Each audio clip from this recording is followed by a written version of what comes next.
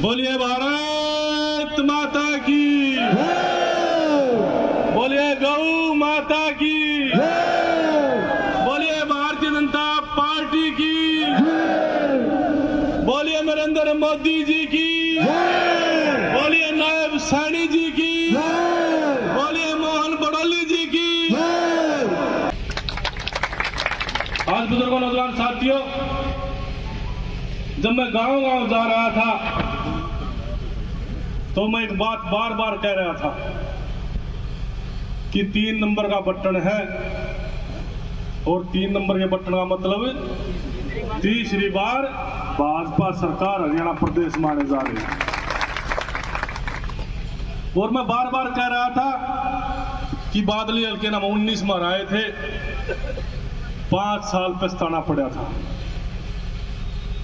लेकिन बुजुर्गों नौजवान साथियों, जो घर घर में जाकर छाती ना अपना काम करे थे ना,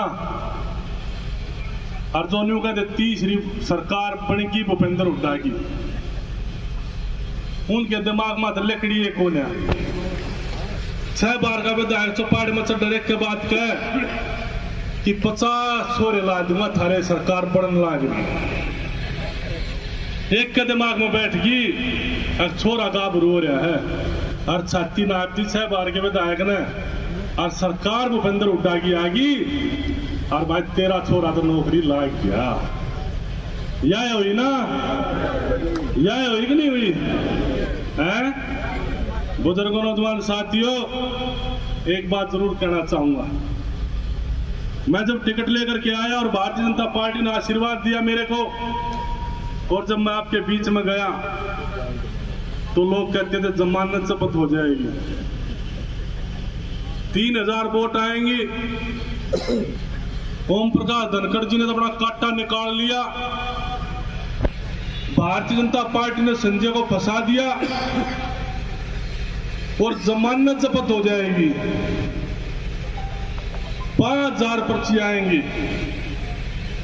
और जब ये मेरे अनाउंसमेंट वाले जांच न्यू कहते अक्यम में कोने आ रहे, आपके आशीर्वाद से सेकंड आए कि नहीं आए?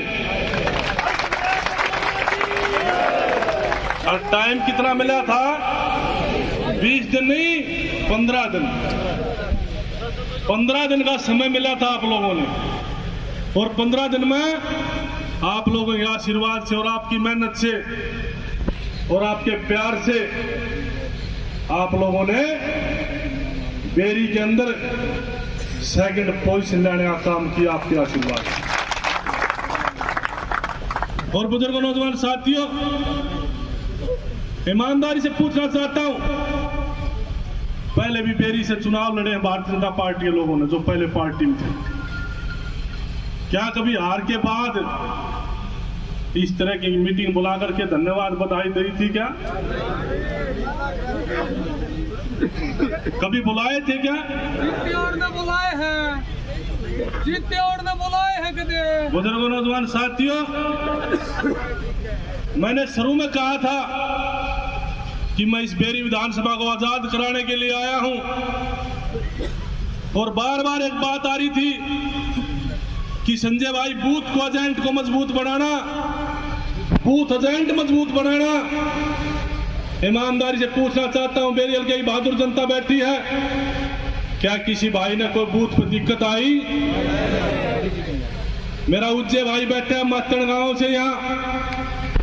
मैं जब शुरू में उज्जै भाई के पास गया, टिकट मिली तो मैं वाटिका में बैठा था, तो और मेरा उज्जै भाई कहता है संजय भाई बात बनने वाली नहीं है भैया। मैंने उज्जै भाई को बहुत समझाया, उज्जै भाई आप मेरी मदद करो, छोटे भाई हो, मेरे साथ लग जाओ और अच्छा परिणाम आएगा। जिस दिन वोट पड़ने लग रही थी उधर हरीश दलाल और उज्जै भाई टेंट में बैठे हुए थे, मैं जो गांव में गया था, और मैंने जाकर के पूछा उज्जै भाई कैसा महसूस कर रहे हो? नौला भाई जीत और से हार हो, चुनाव में तो आ गया मजा और हमारा टेंट ना लग गया था, बुढ़ा टेंट ला रखा। मतलब भारतीय जनता पार्टी का टेंट नहीं लगा करता, ये सच्चाई की बात है। एक सारा गांव का नाई का बेटा हमें शेविंग कराने चला गया 3 दिन पहले, और जाकर मैं बोला भाई चुनाव कैसा रहा, तो बोला भाई देख चुनाव तो जीत हार होगी कोई बात नहीं, लेकिन वोट पहली बार पड़ी मारी तो बात हम तो जाया करते तो पड़ी पाया करती और के खोज के घेर लिया करते, या पोजिशन थी भाई। बोला जीत हार के मोही सोई, लेकिन भाई आजाद हो गए ना हो गया, हाथ खड़े कर बताओ आजाद हो ना हो। और रविंद्र भाई बैठे दूपुर जनता, पिछले चुनाव में रविंद्र एजेंट था और रविंद्र के साथियों के साथ और रविंद्र के साथ जांचती हुई और FIR दर्ज कराई गई झूठी। अब की बार मैं 3 बजे दूपुर जा करके बैठा था और रविंद्र भाई वही एजेंट था और 6 बजने में 10 मिनट बची हुई थी जब मैंने रविंद्र भाई को बुलाया। रविंद्र भाई कैसा महसूस कर रहे हो? रविंद्र भाई की आंखें में पानी आ गया और बोला भाई साहब ये तो पैर बदला उतरने लग रहा हमारा था। मेरे को वहां लोग ये कह रहे थे कि गांव तेरा नहीं, स्कूल तेरा नहीं, यहां क्या करने आ रहा है तू? 6 बार के विधायक का परिवार मेरे को ये कह रहा था कि तेरा स्कूल नहीं, तेरा गांव नहीं, तू करने क्या आ रहा है यहाँ? मैंने उन्हें एक ही बात बताई थी, चाचा का बेटा चुनाव ना लड़ रहा, संजय कबलाना चुनाव लड़ रहा है। फोकस गिरांगे तो हम गिरांगे ना तो पढ़ने को ना दे भैया। ये पास जो जड़ा है ना इन्हें ठीक कर लो। रविंद्र भाई यहाँ बैठा है, आपको बहुत बहुत बधाई है रविंद्र जी, बहुत बहुत शुभकामनाएं। और मैं बेरी हल्के की बहादुर जनता को इतना प्रेम जो आप लोगों ने दिया, इतना आशीर्वाद दिया, मैं बहुत बहुत बधाई देना चाहता हूं, आपको बहुत बहुत शुभकामनाएं देना चाहता हूं। और बुजुर्ग नौजवान साथियों एक बात कहना चाहूंगा, बड़े दर्राटे से बात चली थी, कांग्रेस सरकार बन गई, कांग्रेस सरकार बन गई, कांग्रेस सरकार बन गई। 20 साल से सोनीपत जज्जर रोहतक चीन की दीवार खींच रखी थी और रोहतक जज्जर सोनीपत का तारबंदी कर रखी थी और तारबंदी कर करंट छोड़ रखा था। अगर जो हाथ लावे वो इन्हें मुख्यमंत्री दिखे। मुख्यमंत्री आ गया, मुख्यमंत्री आ गया। चीन की दीवार टूटी ना टूटी? टूट गई ना टूटी? हाथ खड़े कर बताओ। तारबंदी हटी कि ना हटी? दादालाई खत्म हुई कि नहीं हुई?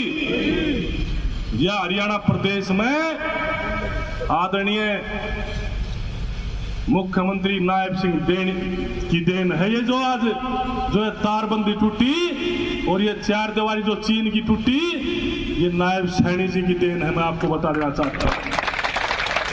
और बुजुर्ग नौजवान साथियों एक बात मैं और कहना चाहूंगा, अगर हरियाणा प्रदेश में 36 बिरादरी की सरकार बनी है तो 36 बिरादरी की कोई सरकार बनी है तो भारतीय जनता पार्टी की सरकार बनी। यहां तो बाबू बेटे की राजनीति थी, यहां तो परिवारवाद की राजनीति थी। आपका बेटा 3 चुनाव हार गया, किसने हराने का काम किया? आप अच्छी तरह जानते हो किसने हराने का काम किया। हराने का काम किया कि नहीं किया? स्पेशल इस बात के लिए कभी कहते थे मेरे हार का बदला ले लो, कभी कहते थे हम मुख्यमंत्री बनेंगे। क्यों भाई? और किसी किसान का बेटा को पैदा नहीं होया?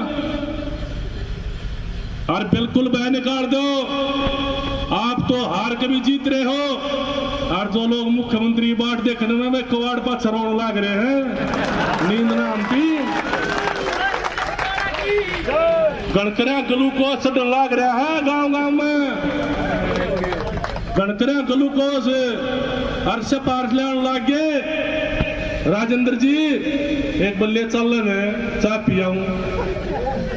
मनीष जी एक बल्ले चल रहे चाय पियाऊं। न्यू को तेरे सरकार बन दी है और आज बता दू जो बन ली सो बन ली कदे भी किए बहम रहे हो यो दीवा बुझ चुका इस दीवे में तेल नहीं रहा ही कदे किए दिमाग में खराबी हो। एक ताड़ा नौजवान एमएलए बनेंगे, नौजवान किसान और कमेरे के बेटे एमएलए बनेंगे। अब यहाँ परिवारवाद चलने वाला नहीं है, परिवारवाद खत्म हो चुका है हरियाणा प्रदेश से। आज बुजुर्ग नौजवान साथियों ईमानदारी से कहना चाहूंगा एक बात आपको, आपका बेटा हूं, आपका भाई हूं, गौ भगत ओम प्रकाश चेयरमैन कबलाना का बेटा हूं और उन्होंने इस गौ माता के लिए, इस हिंदू धर्म के लिए उम्र कैद काटने का काम किया आपके बीच में। मेरे लिए मेरे अंदर उनके संस्कार हैं और एक बार जरूर विश्वास दिलाना चाहूंगा, ये मेरी हल्की बहादुर जनता बैठी आपके लिए। जहां आपका पसीना बहेगा वहां आपके बेटे और आपके भाई का खून बहेगा। ईमानदारी से कहता हूं, कोई डरने वाली बात नहीं। और ये मीटिंग कई साथियों ने कही मेरे को कि भाई छारा में कर लो, बेरी विधानसभा के अंदर करो। मैंने ये मीटिंग क्यों की यहां मैं बताना चाहता हूं। मैंने इसलिए मीटिंग की कि कई साथियों को तो मकान का भी नहीं पता पड़ेगा। सब साथियों को ये पता चल जाए कि हमारा घर यहां है, वे आधी रात को भी यहां आ सकें। और आज के बाद जो भी कोई मीटिंग होगी वो बेरी विधानसभा के अंदर होगी। लेकिन बुजुर्ग नौजवान साथियों एक बात जरूर कहना चाहूंगा, सरकार आपकी बन गई, सारी सरदारी बैठी है, आप लोग ले आओगे तो जवान कराऊंगा, न तो सीधी जवान की कराऊं भी नहीं आपके बीच में कह। अगर कार्यकर्ता के साथ आएंगे और कार्यकर्ता को लेकर के आएंगे तो जवानिंग भी होगी और उन साथियों का सम्मान भी होगा जो साथी जवान करेंगे।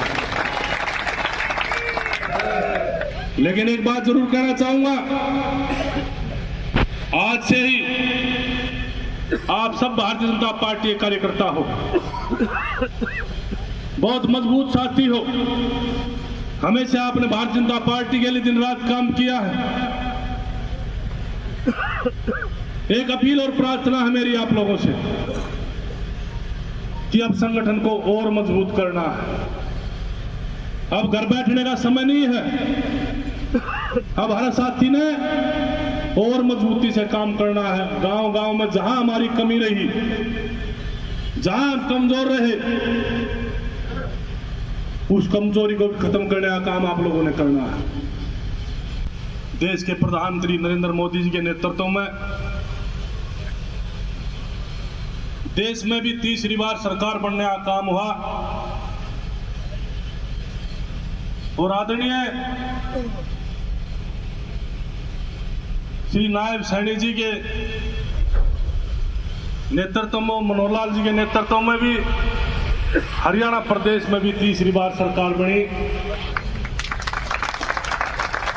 और आदरणीय प्रदेश अध्यक्ष मनोहर बड़ोली जी के नेतृत्व में भी आप लोगों ने आशीर्वाद देने का काम किया।